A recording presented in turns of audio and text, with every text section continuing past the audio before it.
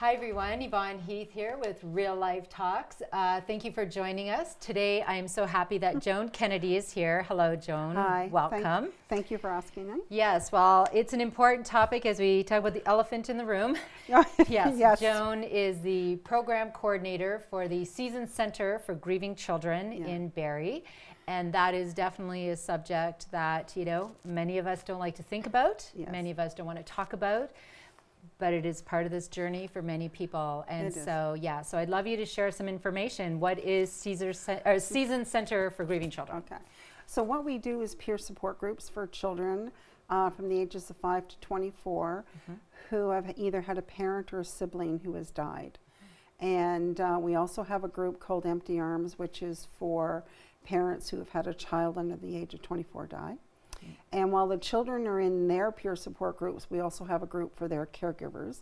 Their caregivers sometimes can be parents, grandparents, aunts or uncles as well, depending on who's died in their family. Sure. As well. And the premise is that at least they're in a group with other people who've experienced a similar situation with them. And so by doing that, they can support each other through an awful journey that we all take.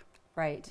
And it's certainly not a club you'd ever want to belong to or need, but thank goodness, because I think it is so important, if you've been down a certain road, you will react differently, but someone who has been down a similar path, you can relate and understand the depths of that grief. Yes, and you can. And especially for young children, because, in our society, a lot of times you die when you're old, and that is so not true. That there are, children who come to the center because they've had a sibling who has died for various reasons, or a young parent. Sure.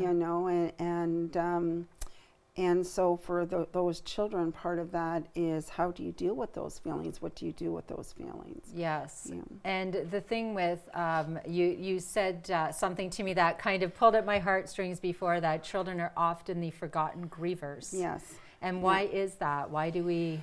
Well, I think in North American society, I really believe that death is a natural part of life, but here people don't really like to talk about it. They really don't want to acknowledge that will happen. You're preaching to the choir, Joan. Yes. Yes. And so, and a lot of times, I know when I was younger, children weren't allowed to go to funerals. They weren't allowed, and that's part of the process. And that's part of what happens in our life, and children should be allowed to make that choice, whether they want to go or not go. And also having those conversations, and I believe, as you know, this is my journey in life, is talking about planning and preparing for grief, death, and dying, because we do not all die of old age, but if we do die of old age, there are children that are going to grieve that grandparent. Well, sure, that's right. So they need to learn that grief is normal, death is normal, grief is normal. It's a natural reaction, and that's part of what we talk about in our groups with the children and with the teens, is that grief is a normal reaction to having somebody that you love die. Right. And it's what you talking about it, what you can do with those feelings, and it's a natural reaction to want to talk about that person and tell their story. Absolutely. And what their life meant to the person who's participating at Seasons. Yeah, so you create that space for them to talk about the person they loved who died. But tell me, I went to visit the center and I was just so taken with it because it's beautiful and loving, but talk a bit about the different rooms and the volcano room. Sure, I love the volcano room. For children, when they grieve what we say is physically, and it comes out in their behavior, and that is because they don't always have the words for the feelings that they're experiencing, and they could be new feelings for them. And so the center is set up for them to let out their feelings in appropriate ways. So rather than hitting your brother or your sister or a classmate because you're angry, there's a lot of other things you can do. So part of what we do is support the kids in directing their anger. And so we have a room called the volcano room, which is padded and Love has huge balls in it and a punching bag and a rope that they can swing on. So part of that is being able for them to let out their energy. Yes. That And they the have. biggest teddy bear I've ever seen in my life. Yes, a huge teddy bear. Fantastic. Yes. It's bigger than any of the kids there. Oh yes, I absolutely. Yeah. And it's, We also have a great room called a splat room where they Yes, can I love throw it. paint against the wall. So, and, you know, because there's a lot of different emotions in grief, they can throw it when they're angry, they can throw it when they're feeling sappy, they can throw it when they're feeling confused. Yes. Yeah. And there's a tree where you had all the you know, naming sort of different feelings, Yes. resentment, guilt, anger, all of these feelings. You just allow to express and acknowledge and say this is normal. Yes. And we have activities when the kids first come into the group. We have an activity that we do with the kids in a room we call a circle room, but it's really square, and it has handprints on the wall. Yes. Yes, and so the activities that we do promote either talking about different feelings or talking about memories. And that so children know that it's okay to talk about it. We're there to model for them, and perhaps they don't know what that feeling is. So part of what we do is support them through those feelings and label those feelings right for them. You know, I think that a really big message for our society, and you know what I hear all the time is, I don't know what to say, I don't know what to do. And what can we do better in society to, you know, we need to support these children. I know this just happened in our community, a young mom, and now there are 3 children that will have to move through grief. How can we help First others? of it would be to talk. Yes. And adults sometimes are afraid to talk about it, or they're afraid to talk with children about it because they're afraid they will cry, or they're afraid their child will cry. And get them a tissue. and Let them cry. Get them a tissue. That's right. It's okay to cry. It's a natural reaction. It's okay to cry. It's okay. Yes. You know, and a lot of times parents don't cry in front of their children, and we always encourage that because you're role modeling, right? That's okay to do that. Read books to your children about illness or about death, and that's a great icebreaker for that. Encourage children to go to funerals. Yes. Encourage schools to talk about it. You know, sometimes schools may experience either the death of a child, the death of a teacher, or perhaps a parent of one of the children in the school.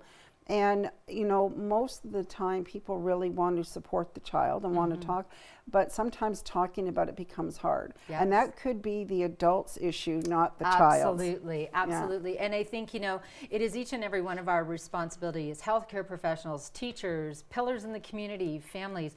Educate yourself, and you know, like the Season Center, you have wonderful pamphlets and information. Reach out and get that support, because we don't know what to do with grief. We don't know what to say. And Joan, you have written or co-authored 3 books. Yes. Yes, and I love these books. I said I was very glad that I read them before I came today, because I did have to have a really good cry. You know, even though I am passionate about talking about grief, death, and dying, it doesn't mean it's easy. And that's, we have to understand, it's uncomfortable. It's hard. Grief is hard, but the books are where will we still be a family? Yes, right? and that's a story about a young boy who is ill and dying, and he comes home to die. And so it's a story about how the family reacts, how everybody reacts differently, and how to support the family and their child through that journey. Yes, and how it is different for everyone, and it's, you know, it is frightening, but it is, again, sometimes part of the journey we have no choice but to take. Yeah.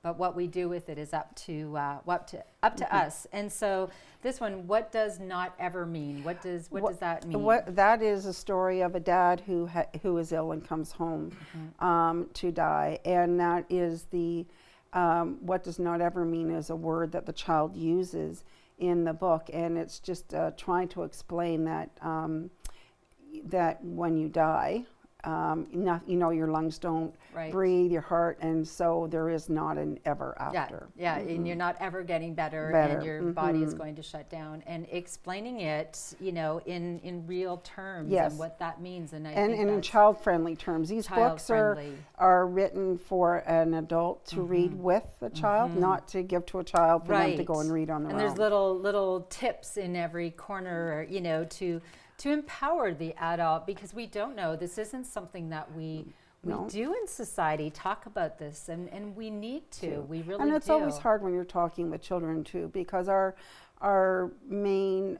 thing that we do with children is try to protect them, trying to make them feel safe. And so talking about death sometimes is not feeling safe to the adult. That's right. But if we talk about it before it happens, we can at least create a foundation of understanding. And I believe we need to normalize those conversations at home, in schools, everywhere, so that when it does arrive, we at least have some coping skills and strategies, especially, ourselves. And this third book, of course, is a very difficult one, which is what is suicide anyways? And sadly, this is something that happens, and children will have to face the death of a loved one who ended their life. That's a tough journey. So that was a tough one. That was the first one we had written, but it was written because we do at the center have a group called Child Survivors of Suicide. So they've had somebody in their life who has died by suicide. And it's a very hard thing for parents to talk about with children. Well, because they're not just parents, too, right? But really anybody. I mean, we've had phone calls from therapists and that asking for support or guidance and how to talk about it. And even after all these years that I've worked there, I've been there, it's still not an easy subject to talk about. But you need to. You need to open the door for discussions. Yes, and I think what you're doing is so important. And I do want to make mention, how did the center start? The center started in 1995, and it started in memory of two girls, Samantha and Jessica Ramey, who were killed in a car crash, and their father and another person started the center. Yes. In response to that, there wasn't any support in the community for the family and the friends of the children who had died. And so the father, he has always remained a support to the center, and he is now our managing director. He was on our board of directors. He went away for a while, and then he still kept in contact with the center. And is now been the managing director for the last couple of years. Which is amazing. Yeah, so something good came out of a tragedy, right? And I think that that's the best we can do in any situation.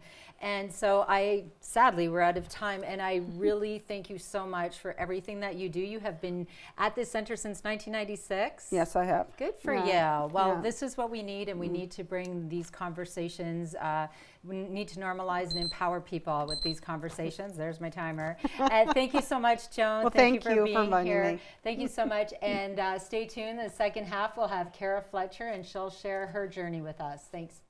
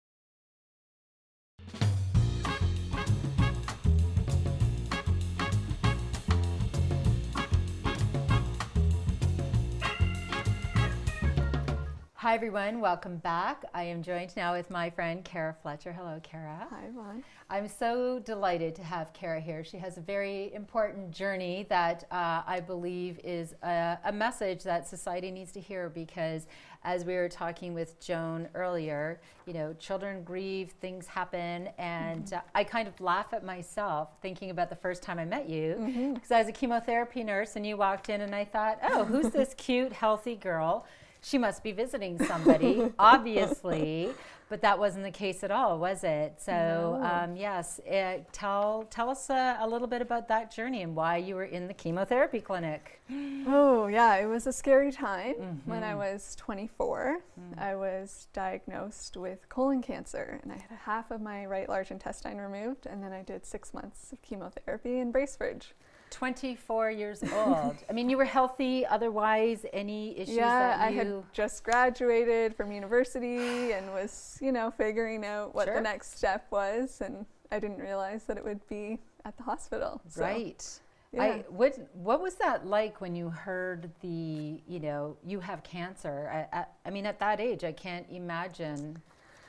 You're thrown into that world, and it's just so fearful and scary, and it was shocking, but at the same time, I had known that something was wrong. So it was kind of like, okay, this is what's wrong. Finally, there's some answer to why I've been feeling so unwell. So you felt unwell for a while? Yeah, probably for half a year. Okay. But you would certainly never think bowel cancer. You think the No. flu or, you know, something. No. And even my oncologist said, even if I had eaten terribly for my entire life, that still would not explain why I have this cancer. Right, right. Yeah. So you went on, you had surgery, you had chemotherapy, and I have to say, as I talk about being ill-prepared in our society for grief, death, and dying, I felt ill-prepared to be the chemotherapy nurse of a 24-year-old. And I used to go home and say, oh, I can't believe Cara's going through this. I mean, it was just, you know, it was an awakening for me to realize how ill-prepared I was personally.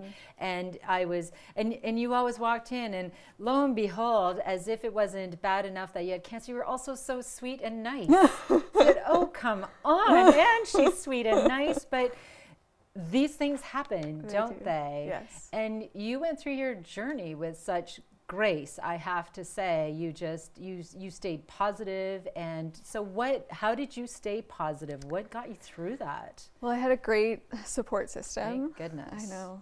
My family, friends, and community, like everybody, just, you realize how loved you are when you're thrown that kind of diagnosis. There was just so much support. So that was a big part. And then another big part was kind of, okay, I'm on this, it's a spiritual journey, it's a healing journey. And reading and figuring out what can I do to help my body heal, and finding that hope, and then going with it. Unbelievable. And I asked you, you know, to just, I mean, we know each other, but I wanted to really, you know, I wanted to hear what you had to say. I wanted to read it. And you said, cancer was one of the greatest gifts of my life. And I just, you know, you kind of are taken aback when people write that, but why did you feel that way? Why do you feel that way? It was a wake-up call. Okay. I knew that, you know, I had studied stuff at university that I didn't really love, but I was just doing it. And then when you get cancer, you're like, okay, life is short. And you need to be doing things that you love to do, because I think that also contributes to your well-being. Being your authentic self? Yeah, and I realized that you can heal, and you have that power within you, and you can make certain choices, and you don't have to feel like a victim or helpless. There are things that you can do, and you can feel better. So that was a really great gift for me, because I was a fearful, even child. Okay. I was afraid of getting cancer, afraid of dying. Oh my goodness. Wow. Really? Yeah. As a child, As a child, I think I was just an anxious soul, very sensitive. So I had that fear, and my greatest fear came true. Okay, you want to be, here you go. Yeah. Let's see. And so interesting, you had that fear for so long, but then when you actually had to deal with it, you took the reins. Yeah, and you realize, okay, this isn't that bad. Wow. I can get through this. And even if I do die, you know, you face those questions then, and you prepare yourself for it, and you realize it's all okay. Wow. I have to keep saying wow, because, and you said that you looked at your own mortality and you were going to live your life to the fullest, whether it was 6 days, 6 months, 6 years, 60 years. You accepted that, okay. But in the process, you were going to stay positive, you were going to be hopeful and do everything you could to heal your body. But yet you had that acceptance of whatever was meant to be will happen. Is that? Yeah, exactly.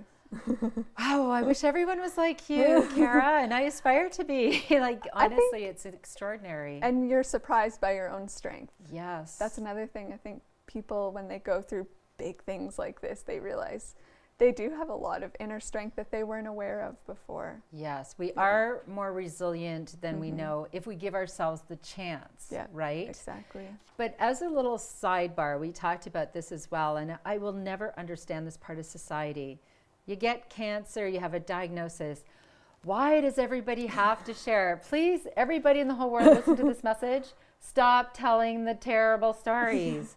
Oh, you have cancer. My aunt had cancer. Oh, well, she died in 2 days. She had your... Why? Did people do that to you? Did they tell you those stories? I did get that a little bit, and it's very hard. It's that feeling that knocks you right down to your knees when someone tells you a negative story that's not hopeful. We need to stop doing that. Yeah. So just tell the positive stories. We know the bad stuff. We understand. And as much as the bad stories have such a huge effect on you, the good ones have a great effect too. So tell those stories. I still remember a lady in my community coming up to me and saying, my dad had colon cancer at 28 and he's 83 now. See, and so when I was going through chemotherapy, I hung on to that 83-year-old man's story of, there you go. You can heal. Yes, and you can. And you know, truly, I believe with all my heart and soul that the positive energy and feeding yourself that positive, you know, food, but also spiritually and your internal dialogue. Absolutely. It makes, would you agree that I'd say it's probably the most important thing. It's more important than what you eat, than how you exercise. It's what you believe about those things and, you know, your own well-being, mental well-being. Yes, and it's funny because I think a lot of people think that that's just kind of the side stuff and, you know, let me do all this, but they don't check in with what they're listening to, what they're feeding themselves. And, you know, to me, you can heal from the inside out, but you have to, that includes your spirituality, your you know, where you are mentally, and putting your hand up like this when people start to tell them, thank you, I don't want to hear about Uncle Bob who died in 10 minutes after his diagnosis. I you know, I would love to hear your positive stories and all of that, but how incredible that you could say this was a gift because you were going down a certain path in your life and now you've changed, right? And you're figuring that out, which is okay, isn't it? Yes. Yeah, no, it helps redirect your purpose and realize what's important. Yes. And now as I can't imagine what that was like though for your family, you know, to be the parent of a 24-year-old who is going through cancer. And I know your family was there for you, supporting you, but it must have affected them.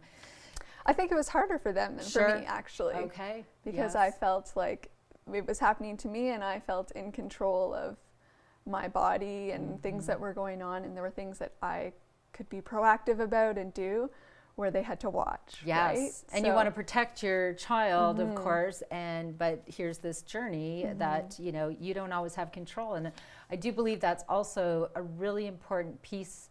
We all have our journey, you know, and we can't always control what journey our children go on. You know, we have a 23-year-old out in Kelowna, and, you know, some of his journey's been a little, you know, iffy, but that is his journey, and you can do what you can to support, to love, but your family certainly have a beautiful family. I've met them, and yeah, I was very fortunate. Yes. And I think even just their presence and sense of hopefulness, that also affects you, their energy, right? Absolutely. So I would always say, don't worry about me, even though it's really difficult not to. Imagine me being healthy and getting well, and that will have a huge effect on my well-being. Yeah, well, I have watched chemo patients with like diagnosis, one living in fear and bitterness and anger and resentment, and I get it. You know, I believe you really have to allow yourself to grieve that diagnosis. Absolutely. However, where you go from there, you hope that you can take that path of healing and being positive and asking everyone to, you know, be positive around you, or you can stay in that bitterness.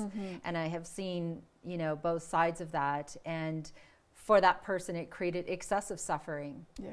Excessive suffering. And I believe it leads to your demise much quicker, and you know, you don't enjoy the life you have left. Exactly. No matter how long that is. And to recognize that suffering is a choice.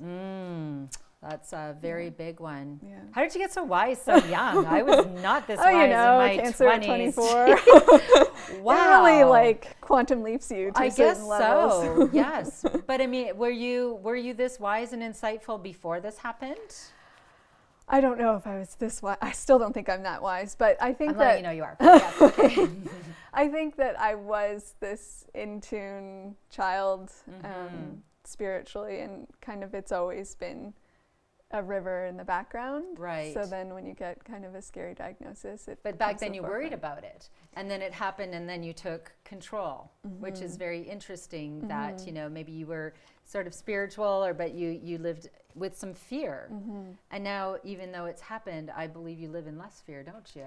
Yeah, I mean, there's moments where I think everyone, it's never a perfect I'm out of fear or in fear, but there are less times of fear. And when I have fear, I can manage it a lot better. I have tools like meditation and mindfulness to move through the fear where I didn't have those before. You are passionate and wonderful, and I thank you Thank for being here today and sharing your message. Thank you for listening. Yes. And I can't believe how quickly this happens. Here we are at the end of the segment. So thanks everyone for listening, and don't forget to be your authentic self. Surround yourself with positive people. Nobody tell the bad stories. Please and thank you. And my message is to plan your life, plan your death, and always, or no, I messed it up. Plan your life, plan your death, love your life to death, and always bring your own tambourine to the party. Thanks so much. Bye for now.